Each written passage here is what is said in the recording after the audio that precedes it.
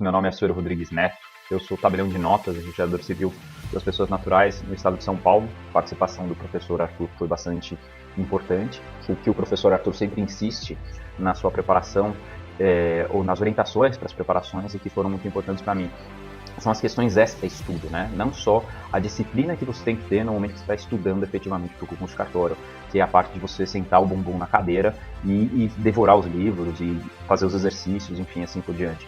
Mas também da importância que você tem que dar para os aspectos que são extra-estudo, né? Como uma atividade física, o convívio com a família, o convívio com as pessoas que você ama, com seus amigos. Meu nome é Fernanda Baiocco, eu sou oficial de registro civil das pessoas naturais, interdições e tutelas, e tabeliã de notas e de protesto de letras e títulos da comarca de Jarinu.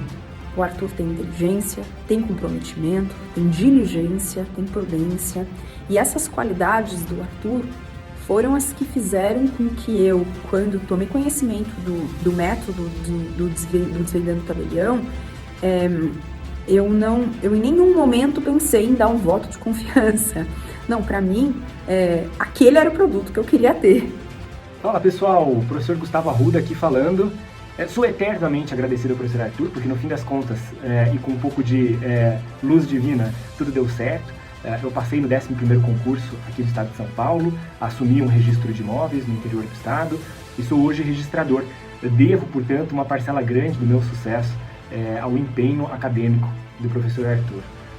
Sem a ajuda dele, eu teria tido mais dificuldade para me localizar aí nessas matérias do extrajudicial. Então fica aqui o meu relato e também, por que não, o meu sincero agradecimento ao professor Arthur.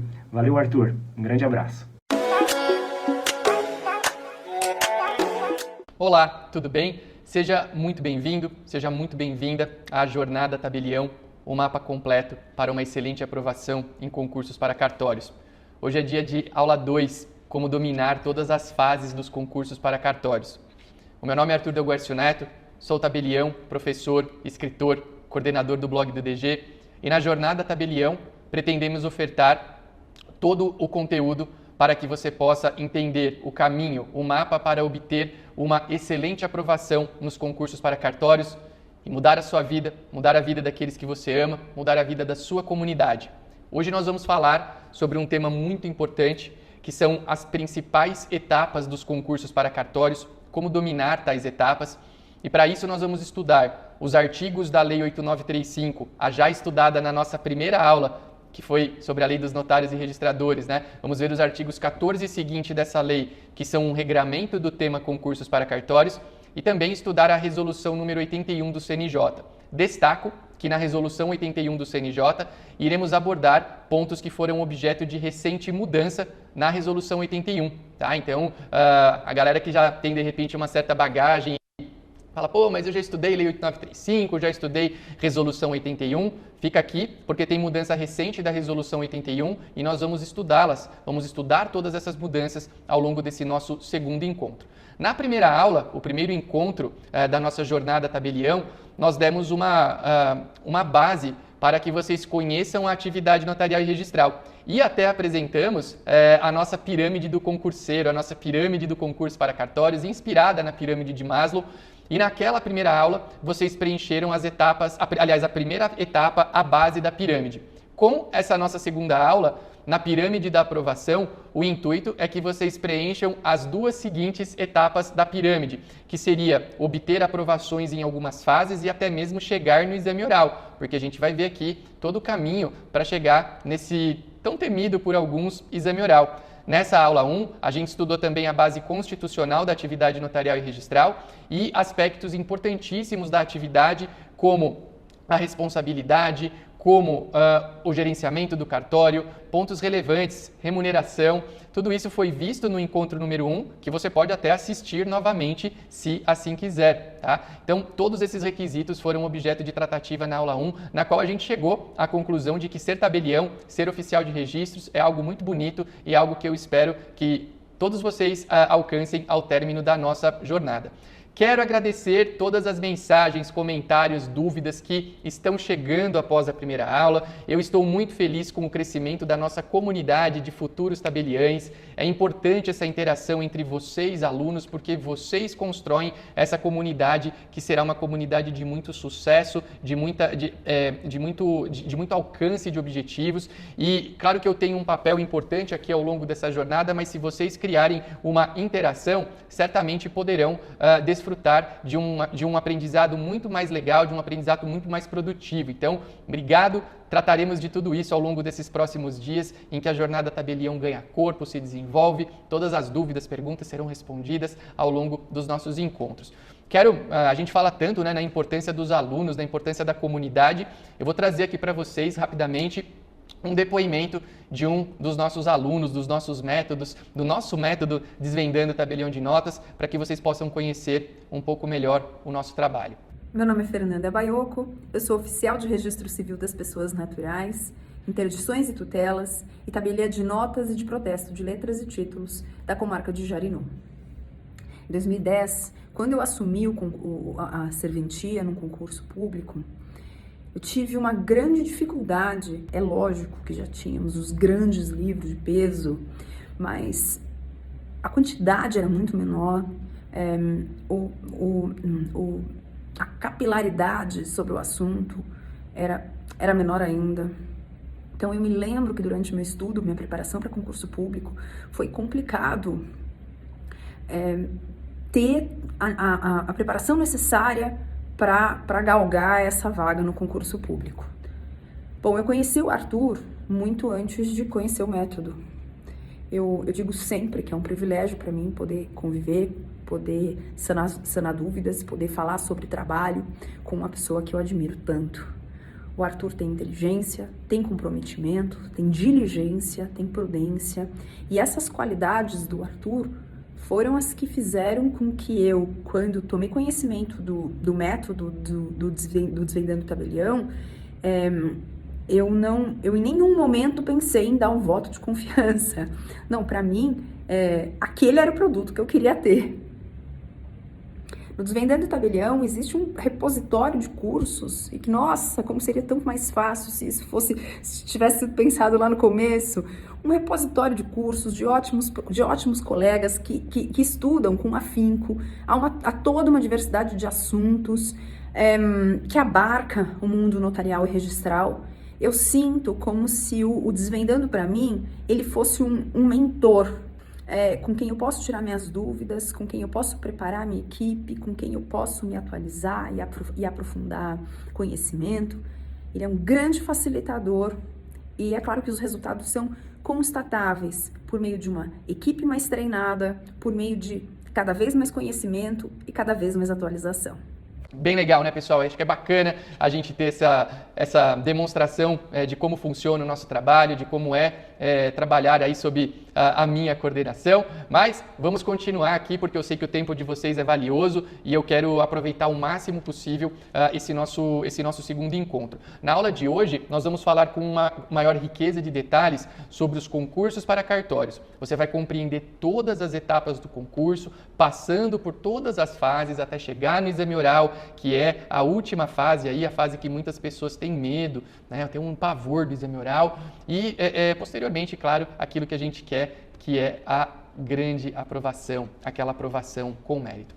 As fases do concurso público para cartórios são muito bem definidas. Elas estão presentes na normatização dos concursos públicos para cartórios na resolução número 81 do CNJ, que nós vamos tratar aqui ao longo do nosso encontro. Então, eu quero que vocês fiquem tranquilos quanto a isso, quanto a essa questão da previsão legal, porque está tudo lá na resolução 81. Mas o que eu quero nesse momento é contar um pouquinho para vocês como é que funciona, como funcionam as etapas do concurso para cartório. Nós temos, na verdade, 4 etapas em um concurso para cartórios. A prova de testes, que é simplesmente eliminatória, ou seja, ela serve para te levar à segunda fase, mas o resultado dela não computará na sua nota final. Depois nós temos a prova escrita, que além de eliminatória, também é classificatória. Aí a tua nota já passa a fazer diferença. Lembre-se de que não basta passar, tem que passar bem. E para passar bem, a tua nota na prova escrita tem que ser a maior possível. Prova oral é a etapa seguinte à escrita e ela também é eliminatória e classificatória. Por isso é muito importante ter uma boa performance no exame oral. E por fim, nós temos o exame de títulos. Exame de títulos não elimina, ele é simplesmente classificatório. Tá? Então, os teus títulos ajudarão você a encontrar, te ajudarão a encontrar a obter uma melhor classificação. Mas você não ter títulos não te elimina do concurso. Então, de maneira bem resumida, testes, caráter eliminatório, escrita e oral, caráter eliminatório e classificatório, exame de títulos, caráter classificatório. Legal? Prova de testes, normalmente, boa parte das provas de teste aí por todo o Brasil, a prova é composta por 100 testes. Esses 100 testes, habitualmente, repetem texto de lei. Tá? Então, você verá muito texto de lei, a chamada lei seca, e por isso, o estudo para a primeira fase tem que ser um estudo global e raso. Não precisa ter uma grande profundidade em termos de conteúdo, por quê? Porque o conteúdo dos testes normalmente é um conteúdo de fácil absorção. A grande questão é que nessa primeira etapa você tem que ter um grande volume de conhecimento. Tá? Então eu costumo dizer, para passar na primeira fase, tem um professor que até dá aula no nosso projeto no Desvendando, que é o Thales, o professor Thales Ferri-Schwedel, e ele brinca que na primeira fase, às vezes a gente tem que emburrecer um pouquinho, porque você tem que ter uma profundidade menor de conhecimento, mas ao mesmo tempo o volume de informações que você tem que absorver é muito maior. As principais matérias cobradas em primeiras fases: direito notarial e registral, direito civil, direito constitucional e direito administrativo. Essas 4 matérias representam mais ou menos 70 a 80% das provas de primeira fase. Olha como elas são importantes. No entanto, apesar de elas terem um grande peso, eu desaconselho o que já ouvi algumas pessoas dizerem para que se deixe de lado as demais matérias. Por quê? Porque as notas de corte em provas de primeira fase estão cada vez mais altas. Então é muito importante você ter uma boa performance e ter um conhecimento bom de cada matéria. A prova escrita. A prova escrita é uma prova na qual você vai precisar de um conhecimento mais aprofundado e habitualmente de poucas matérias: notarial e registral, civil, constitucional, administrativo e tributário. A prova escrita é composta por uma peça prática, dissertação e questões discursivas. É essencial que o candidato tenha uma boa caligrafia, por isso treine a sua caligrafia. Estamos desabituados a escrever. É importante treinar. Ai, Arthur, a minha letra é feia mesmo e tudo bem, eu acho até bonitinho eu ter letra feia. Pode ser, mas não no concurso, porque o examinador não vai querer ficar interpretando a sua letra para dar uma nota.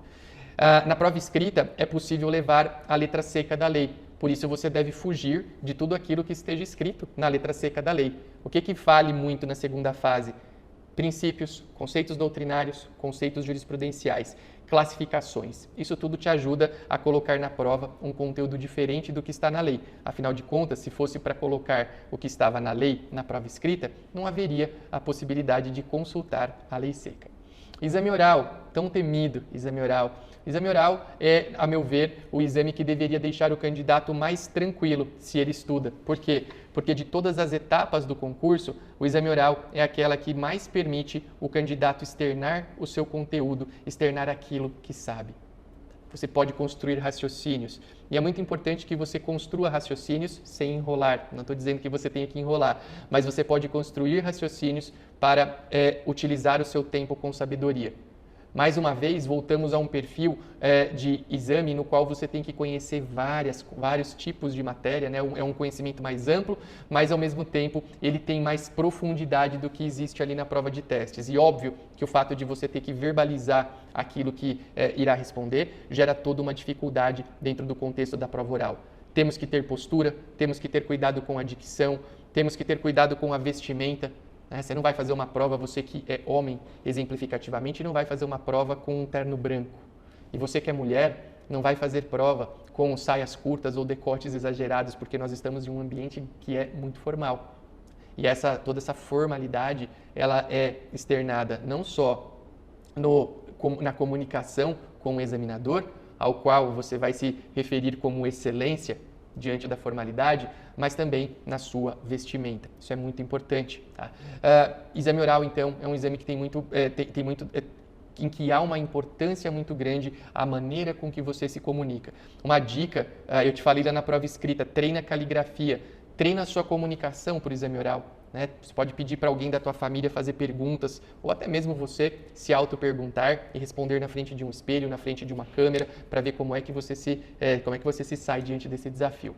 Exame de títulos é simplesmente classificatório. Eu vou falar sobre os pesos dessas provas adiante, mas o exame de títulos é um exame no qual você apresentará aquelas atividades consideradas como títulos e computará dentro da sua classificação. Alguns exemplos rápidos do que pode ser tratado como título: tempo na atividade notarial e registral, tempo em outras atividades jurídicas compatíveis aí com o previsto no edital do concurso, trabalho em eleições, doutorado, mestrado, especializações, são exemplos de atividades que podem ser computadas como títulos.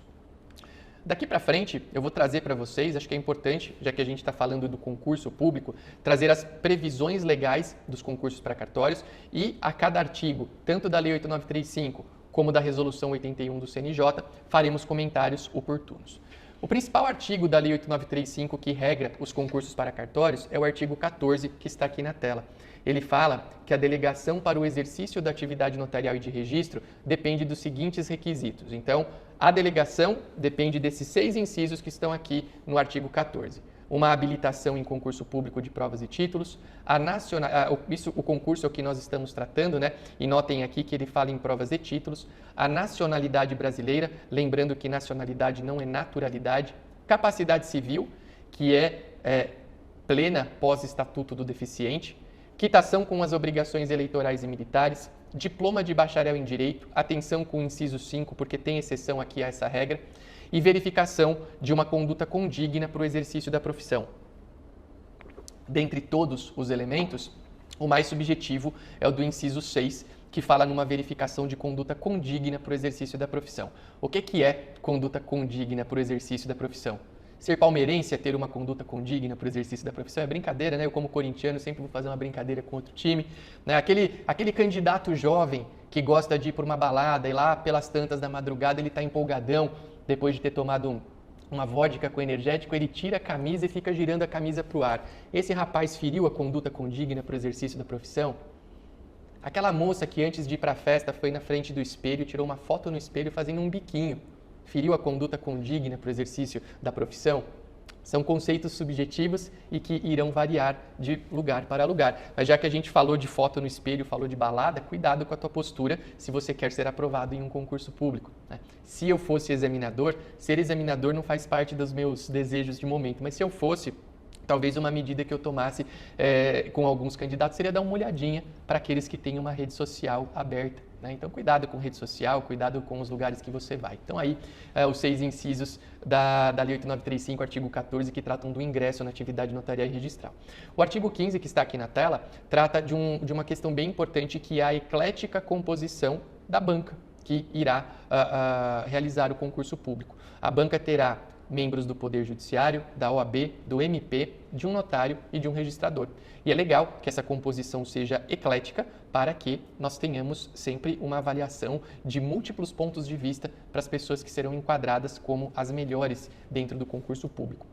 Parágrafo 2º do artigo 15 traz a exceção ao requisito bacharel em direito para o ingresso na atividade notarial e registral. Ao concurso público poderão concorrer candidatos não bacharéis em direito que tenham completado, olha aqui o marco, até a data da primeira publicação do edital do concurso de provas e títulos, 10 anos de exercício em serviço notarial e registral. Então, o marco aqui é a primeira publicação do edital. Tá bem? Não aplica-se aqui a súmula 266 do STJ, que está no segundo asterisco aqui da tela. Asterisco, hein, gente? Não é asterístico, tá? A gente fala asterístico, mas é asterisco. O segundo asterisco aqui tem a súmula 266 do STJ. O diploma ou habilitação legal para o exercício do cargo deve ser exigido na posse e não na inscrição para o concurso. Mas nesse caso, como nós estamos diante de uma regra excepcional e para essa regra excepcional o marco dado foi a primeira publicação do edital, o camarada que quiser se valer dessa regra tem que ter os 10 anos na primeira publicação do edital. E também, o que tem de informação importante aqui no primeiro asterisco é que o julgado do STJ, que está citado aqui na tela, diz que somente podem usar dessa prerrogativa os auxiliares de cartórios. Ou melhor, os titulares, substitutos e escreventes. Os auxiliares não podem usar. Tá? Legal, falha pequena, dá para corrigir sem ter que regravar. Então, primeiro asterisco, julgado.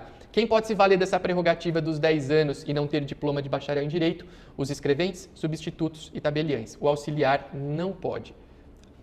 Pequena observação, eu, Arthur, acho que essa exceção ao diploma de bacharel em Direito não tem mais razão de ser. Ela teve no momento da entrada em vigor da Lei 8935. Hoje, eu acho que o tabelião, o oficial de registro, é um profissional do direito e, portanto, teria que ter, sim, sem exceções, o diploma de bacharel em Direito. Essa é a minha opinião e claro que você pode pensar diferente, não tem problema nenhum termos opiniões distintas.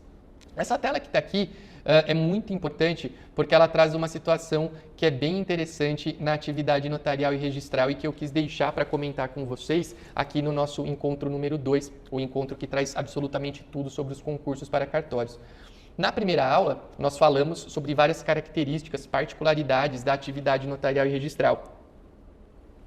E uma delas não foi citada intencionalmente. Por quê? Porque o momento é agora. Em todas as profissões jurídicas, você vai ser aprovado no concurso público e depois da aprovação você não presta mais concurso.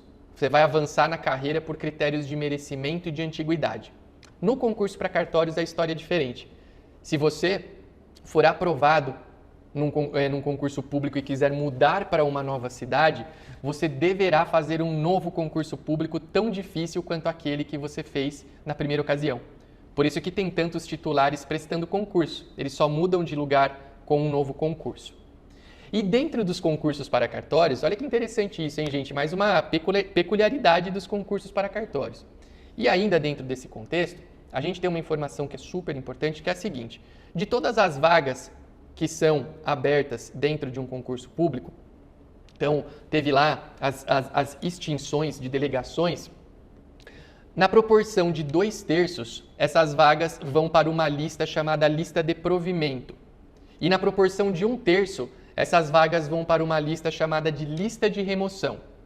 Na lista de provimento, podem concorrer as pessoas que preencham os requisitos do artigo 14 da Lei 8935. Então, provimento, 2/3, quem preenche Lei 8935, artigo 14. Já na remoção, naquele outro 1/3, podem concorrer somente as pessoas que tenham pelo menos 2 anos na atividade notarial e registral, artigo 17 da Lei 8935. Então, para deixar bem claro, de 100% das vagas disponíveis em um concurso para cartório, 2/3 dessas vagas estão em uma lista que é a lista do provimento. Concorre quem preenche o artigo 14 da Lei 8935. O outro 1/3 está numa lista chamada de remoção, que além dos requisitos do artigo 14, que a gente pressupõe que sejam atendidos, já que a pessoa já passou uma vez, a gente ainda tem a necessidade de 2 anos no momento da publicação do edital. Tá? Então, essa é a vantagem que você tem no quesito concursos públicos em ser titular de um cartório. Você concorre à integralidade das vagas dos concursos, porque depois de 2 anos, porque o titular pode concorrer na lista do provimento e na lista da remoção. E quem não é titular concorre só na lista do provimento. Mas é um concurso. E é um concurso, em muitos estados, duríssimo. No estado de São Paulo, exemplificativamente, onde eu sou tabelião, nós temos um concurso de remoção que é tão difícil quanto o concurso do provimento. Eu vou falar mais sobre a remoção daqui a pouquinho, ao estudarmos a resolução número 81 do CNJ, que é a resolução que regra os concursos para cartórios. Mas guarda essa ideia. Se você passar por um cartório, e é um caminho que muitos seguem, você passa em um cartório não tão grande e depois você quer mudar para um cartório maior, você pode. Só que você vai ter que prestar um novo concurso. Não tem promoção, tem novo concurso. E é duro esse novo concurso. Eu adianto para vocês. Resolução 81 do CNJ na tela. E aqui eu trago esse material de apoio que nós estamos utilizando ao longo dos nossos encontros. Ele poderá ser recebido por vocês. Eu vou dar as coordenadas novamente aqui na aula 2, na aula 1 já dei, mas vou dar novamente aqui na aula 2. Então, alguns pontos eu só quero mostrar para vocês, porque são novidades das mudanças da Resolução 81 do CNJ, mas a gente não vai analisar com uma grande riqueza de detalhes absolutamente tudo que está aqui. O artigo 1º fala que o ingresso por provimento ou remoção na titularidade dos serviços notariais e de registros declarados vagos se dará por meio de concurso de provas e títulos. Aqui é repetição do que a gente já leu na Constituição, do que a gente já leu na Lei 8935. O parágrafo 5º do artigo 1º é novidade dessas recentes mudanças da Resolução 81. Todos esses casos que estão aqui, nos incisos 1, 2, 3 e 4, são casos de suspeição e impedimento para participar nas comissões dos concursos públicos, nas bancas dos concursos públicos. Olha aqui o inciso 2. O exercício de magistério em cursos formais ou informais de preparação para concurso para outorga de delegações de notas e registros até 3 anos após cessar a referida atividade. Isso é uma novidade e é bom, é boa. Né? Quem participa de curso, em tese, não vai lá para uma banca examinar potencialmente os seus alunos. Então, se eu, Arthur, um dia quiser participar de uma banca examinadora, a primeira coisa que eu tenho que fazer é parar de dar aula. Eu não posso dar aula em cursos preparatórios para concurso, como é o caso do Desvendando Tabelião de Notas, como é o caso da Jornada Tabelião. Por quê? Porque eu estou suspeito, talvez, não sei onde enquadraria, talvez nos dois, né? Nesses casos de suspeição e impedimento, eu não poderia participar dessa comissão. Artigo 2º. Os concursos serão realizados semestralmente ou por conveniência da administração em prazo inferior. Então vejam que se você presta concurso para cartórios, a gente tem uma rotatividade muito grande, né? Existem sempre concursos acontecendo aí por todo o Brasil, se bem que eu sempre destaco que é importante a concentração dos estudos do aluno em poucos estados para uma melhor performance. Mas eu acho interessante o parágrafo 1º dizer que o prazo para conclusão do concurso é de 12 meses. A própria lei reconhece que aquele prazo do cartório vago por 6 meses citado na Constituição não dá para ser cumprido, porque a Constituição fala que nenhum cartório ficará vago por mais de 6 meses, e a Lei 8935 também.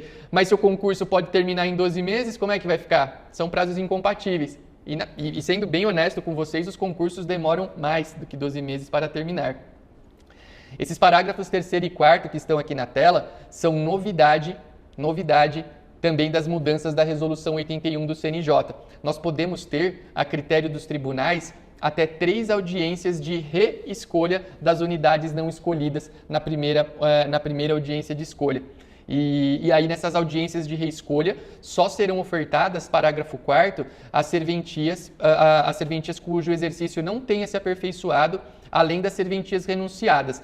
Estando excluídas, e aqui talvez seja um ponto que não muda tanto a efetividade dessa permissão legal, as que vagaram após a publicação do edital. Muita gente queria dar o poder de escolha para as unidades vagas após a publicação do edital, mas talvez aí você tivesse que chamar todo mundo de volta, porque o cara que passou nos primeiros lugares poderia ter um potencial interesse em uma unidade que vagou posteriormente. O artigo 3º que está aqui na tela traz a questão novamente dos 2 terços e 1 terço, 2 terços das vagas para o provimento, 1 terço para a remoção. E aqui ele traz 2 informações importantes da remoção. A remoção conta com a participação exclusiva daqueles que já estiverem exercendo a titularidade de outorga a titularidade de outra delegação, de notas ou de registro, em qualquer localidade da unidade da federação em que realizará o concurso, por mais de 2 anos, na forma do artigo 17, na data da publicação do primeiro edital de abertura do concurso. Então aqui, pessoal, o que é muito importante é o seguinte, temos 2 informações que são bem importantes, que são bem relevantes. A primeira delas, você só pode pleitear a remoção dentro da unidade, dentro do estado da federação no qual você desempenha suas funções. E aí pode ser uma remoção tanto para notas como para registros, independentemente da função que você exerça. Eu sou tabelião de notas dentro do estado de São Paulo. Posso pleitear a remoção para um registro de imóveis dentro do estado de São Paulo. Mas, se eu cansar de morar no estado de São Paulo e quiser, sei lá, me mudar para o Amazonas, eu vou poder fazer a prova de remoção? Não, eu não vou poder fazer a prova de remoção, porque a remoção só pode ser feita dentro de um mesmo estado da federação. E os 2 anos da remoção têm que ser cumpridos até a primeira publicação do edital de abertura do concurso. Aqui no parágrafo 1º, nos parágrafos 1º, 1º-A, 4º e 5º, nós temos uma mudança que começou em 2015 e que também se aperfeiçoou nessas últimas alterações da Resolução 81 do CNJ. São as cotas reservadas para os negros nos concursos para cartórios. Aí a terminologia que está aqui. Qual que é o percentual? 20%. 20% das vagas, nós temos vagas para os deficientes, tá? Essas vagas são 5% do concurso para cartórios e nós tivemos essa recente mudança das vagas reservadas para os negros num percentual de 20%. Ou seja, da integralidade das vagas, esses 20% dos negros e 5% dos deficientes estão excluídas da lista geral e quem se enquadrar nesses critérios poderá fazer a prova, tá? Parágrafo 1º disse que nas vagas previstas para as cotas é vedado estabelecer nota de corte, sendo que deve a pessoa atingir minimamente uma nota 6. Eu não gostei dessa mudança aqui. Eu acho que a cota é excelente, mas tem que ter nota de corte de acordo com os critérios. Mas aqui, na verdade, é um não ter mais ou menos tendo, porque não tem nota de corte, mas tem que tirar pelo menos 6. Então, dependendo do concurso, pode ser que você esteja perto da nota de corte. Aqui no parágrafo 4º, nós temos a menção de que as serventias reservadas aos candidatos negros e com deficiência, elas serão sorteadas de acordo com uma separação das serventias por faixa de faturamento, o que garante uma possibilidade dessas pessoas concorrerem a cartórios de todos os portes, desde aqueles com mais potencial de ganho até aqueles com um potencial não tão grande. E teremos comissões de heteroidentificação para entender se quem pleiteia a inserção nas cotas raciais realmente está enquadrado dentro desse conceito. Eu acho bem valioso, né? O pessoal fala muito, é um tema polêmico, tema quente. Cotas raciais nos concursos para cartório, tem que ter ou não tem que ter? Minha opinião, e eu respeito a sua se for diferente, tem que ter. Eu acho que a razão de ser da cota faz com que ela tenha que ser aplicada no concurso para cartórios. O que muitos discutem é se o percentual de 20% talvez não seria um percentual muito grande. Tá? E realmente aí é um ponto a se pensar, a se refletir, mas aqui a gente apresenta para vocês a temática. Olha que interessante, essa tela aqui, destaque aqui, hein? Atenção, essa tela que está aqui no momento é uma das telas mais importantes porque da nossa aula, porque tem mudança da resolução 81 e tem como é que vai ser computada a somatória que vai gerar a tua classificação final no concurso. Artigo 10 da Resolução 81. A classificação dos candidatos observará os seguintes critérios. As provas terão peso 9 e os títulos peso 1. Isso mudou com essas alterações da Resolução 81. As provas antigamente tinham peso 8 e os títulos peso 2. Agora provas peso 9, títulos peso 1. E os títulos terão um valor máximo de 10 pontos. Na minuta do edital, que está aqui no item 9 da minuta do edital, eu tenho como é que eu chego à minha classificação final. Lembra que eu falei para vocês que a prova de testes não tem valor classificatório, ela é somente eliminatória. Então aqui só eliminou, não classificou. A prova a prova escrita, ou melhor dizendo, e prática, ela tinha peso 4 antes da mudança da Resolução 81. O peso que foi retirado dos títulos foi acrescentado na nota nos pesos da prova escrita. Então, olha essa formulinha aqui que colocaram na minuta do edital. NF é nota final. P1, isso aqui não é meu não, viu, pessoal? Eu não tenho muita organização matemática, isso aqui é uma cópia da minuta do edital que está na Resolução 81. P1 igual prova escrita e prática. Então, P1 você multiplica por 5, peso 5. P2 é a prova oral. P2 você multiplica por 4. Títulos, peso 1. Então, minha nota final é P1, prova escrita e prática vezes 5. P2, prova oral vezes 4. T de títulos vezes 1. Soma tudo e divide por 10. Arthur, a minha nota de títulos é 0. Tenho condições de passar nos concursos para cartórios? Sim, mais do que nunca. Facilitou a tua vida se você não tem títulos. Porque títulos tinham peso 2, agora tem peso 1. Peso 1 é um peso, tem valor. Mas dá para passar sem títulos, eu passei. Na prova de Campos do Jordão, quando eu fui para Campos do Jordão, a minha nota de títulos era 0.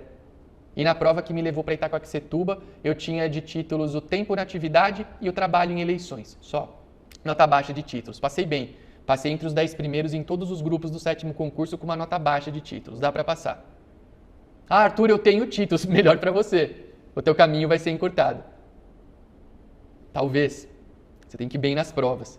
É importante ir bem nas provas. Por quê? Porque no concurso para cartórios, vamos para aquele mantra, né? Isso a gente tem que tatuar no cérebro. Não basta passar, tem que passar bem.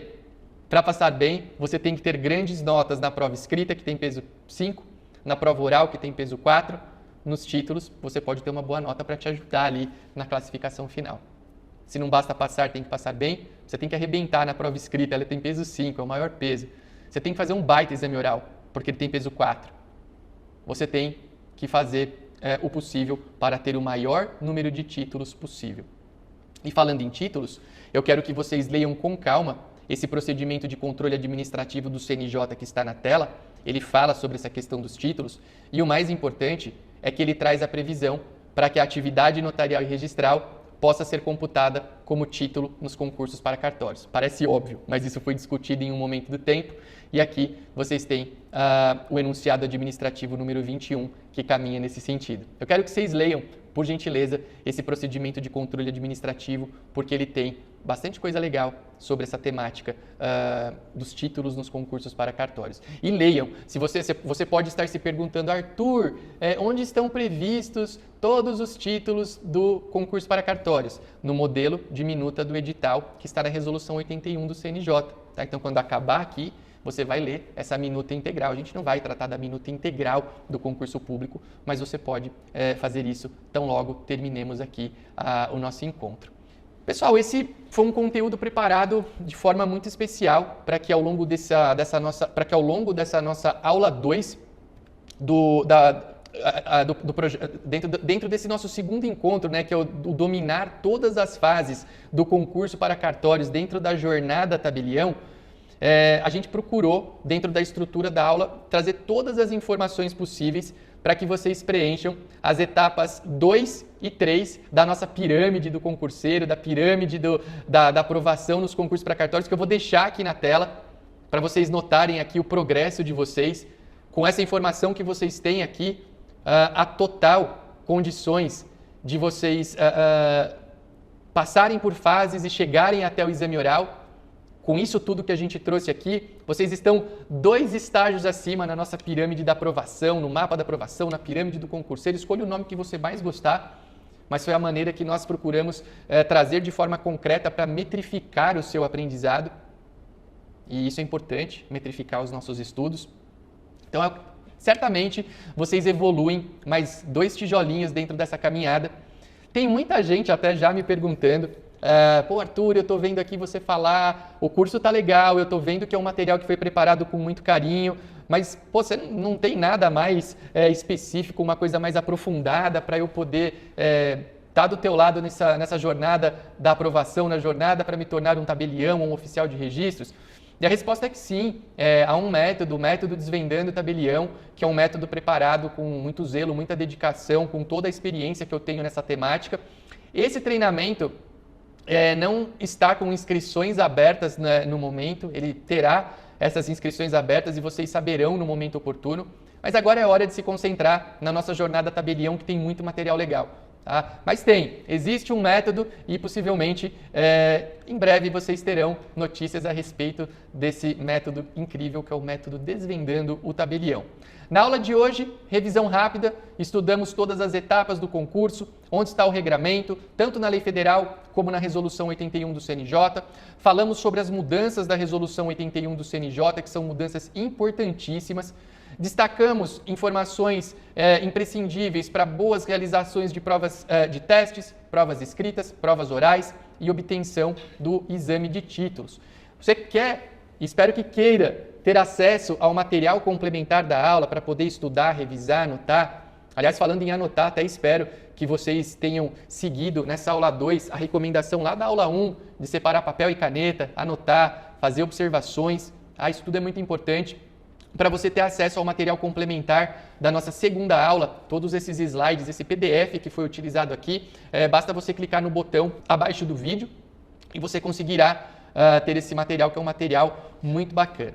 Na próxima aula, aula 3 da Jornada Tabelião, eu vou te mostrar como alcançar o topo da pirâmide da aprovação, o topo da pirâmide do concurseiro, aquela aprovação que é a aprovação dos seus sonhos. Nós vamos trabalhar quais são esses requisitos para que você tenha um mapa completo para a sua aprovação e também traremos informações sobre o método aqui destacado, que é o método Desvendando o Tabelião. Então, se você está curioso quer fazer parte do método Desvendando Tabelião, venha com a gente na próxima aula. Por quê? Porque lá, dentro do nosso projeto Tabelião, nós vamos fazer, dentro do nosso projeto Tabelião, da nossa jornada Tabelião, nós vamos trazer os elementos essenciais para você obter as melhores aprovações, e vocês vão se surpreender com esse conteúdo, porque ele é uma visão bem diferente que eu tenho do sucesso de um candidato nos concursos públicos.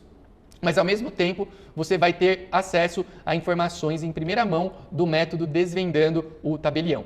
Quero que, assim como aconteceu na aula 1, todos vocês deixem comentários do que mais aprenderam aqui na nossa segunda aula, elogios, críticas construtivas, perguntas, dúvidas, tudo aquilo que vocês acharem de legal, coloquem aqui nos nossos comentários para fomentar o crescimento da nossa comunidade de futuros tabeliães. Eu te encontro em breve na nossa terceira aula da Jornada Tabelião. Um abraço.